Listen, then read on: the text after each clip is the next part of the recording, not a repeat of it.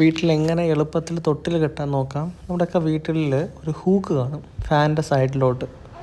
വെച്ചാൽ ഫാൻ ഇടുമ്പോഴും നമുക്ക് തൊട്ടിൽ ഉപയോഗിക്കാൻ പറ്റും അങ്ങനത്തെ പ്രവൃത്തിക്ക് വേണ്ടി. സോ ആദ്യം ഹൂക്കിൽ കയറ് കെട്ടുക. തൊട്ടിലിന് വേണ്ടി ഒരു ചെറിയൊരു തടി കഷ്ണം കിട്ടും, അതിനകത്ത് 2 ഹോൾ കാണും. അല്ലാന്നുണ്ടെങ്കിൽ നമുക്ക് വീട്ടിലും അത് എടുക്കാൻ പറ്റും. അത് കണക്ക് ഈ കയറ് ഹോളിലൂടെ ഇടുക, മുകളിലും താഴെയും 2 കെട്ടിടുക. എന്നാൽ മാത്രമേ ഈ തടി ഹോൾഡ് ചെയ്തിരിക്കത്തുള്ളൂ അവിടെ.